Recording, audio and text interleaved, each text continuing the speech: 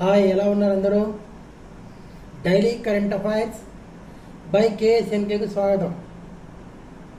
ఈరోజు పద్మ అవార్డుల ఉత్సవం జరిగింది.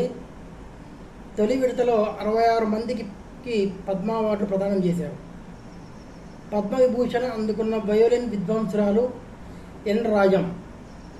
పద్మశ్రీలు స్వీకరించిన 6 తెలుగు ప్రముఖులు. రాష్ట్రపతి ద్రౌపది ముర్ము నుంచి తన భర్త ధర్మేంద్ర మరణానంతరం పద్మవిభూషణ్ ప్రకటించిన ద్రౌపది ముర్ము ఆ పురస్కారాన్ని అందుకుంటున్నటువంటి ఎంపీ హేమామాలిని. రాష్ట్రపతి ద్రౌపది ముర్ము నుంచి తన తండ్రి గరిమెల్ల బాలకృష్ణ ప్రసాద్ తరఫున పద్మశ్రీ అవార్డు స్వీకరిస్తున్న కుమారుడు గరిమెల్ల అనిల్ కుమార్. పురస్కారం అందుకుంటున్న ప్రొఫెసర్ వెంపటి కుటుంబ శాస్త్రి.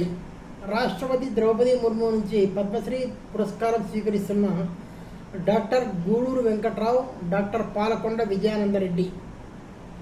రాష్ట్రపతి ద్రౌపది ముర్ము నుంచి పద్మశ్రీ అవార్డును స్వీకరిస్తున్న మామిడాల జగదీష్ కుమార్, దీపికా రెడ్డి. అదే మాదిరిగానే సోమవారం రాష్ట్రపతి ద్రౌపది ముర్ము నుంచి పద్మశ్రీ పురస్కారం అందుకుంటున్నటువంటి భారత మహిళల క్రికెట్ జట్టు కెప్టెన్ హర్మన్ ప్రీత్ కౌర్ పద్మ పురస్కారాల ప్రధానోత్సవం అవార్డులు బహుకరించినటువంటి మన రాష్ట్రపతి ముర్ము గారు తొలి విడతలో 66 మందికి అవార్డులు అందజేత తెలుగు రాష్ట్రాల నుంచి 5 పద్మశ్రీలు వచ్చాయి. పద్మ పురస్కారాల ప్రధానోత్సవంలో బాలీవుడ్ దిగ్గజం ధర్మేంద్రకు పద్మవిభూషణ్ లభించింది. అవార్డును ఆయన సతీమణి హేమామాలిని అందుకున్నారు. కళల విభాగంలో ఎన్ రాజం పద్మవిభూషణ్ పౌర పురస్కారాన్ని అందుకున్నారు. ప్రజా వ్యవహారాల విభాగంలో మహారాష్ట్ర మాజీ గవర్నర్ భగత్ సింగ్ కౌశ్యారి. కళల విభాగంలో ఆర్ గణేష్. వాణిజ్యం పరిశ్రమలు విభాగంలో ఉదయ్ కోటక్లు రాష్ట్రపతి చేతుల మీదుగా పద్మభూషణ్ అవార్డును అందుకున్నారు. ప్రజా వ్యవహారాల విభాగంలో మరణానంతరం వికే మల్హోత్రాకు పద్మభూషణ్ ప్రకటించగా ఆయన కుమారుడు పురస్కారాన్ని అందుకున్నారు. క్రీడల విభాగంలో భారత మహిళల జట్టు కెప్టెన్ హర్మన్ ప్రీత్ కౌర్ పద్మశ్రీ పురస్కారాన్ని అందుకున్నారు. అదే మాదిరిగానే తెలుగు పద్మాలు మన తెలుగువారికి వచ్చాయి. అందులో తెలంగాణ నుంచి దీపికా రెడ్డి కళల విభాగానికి వచ్చింది. గూడూరు వెంకట్రావు వైద్యం, పాల్కొండ విజయ్ ఆనంద్ రెడ్డి వైద్యం.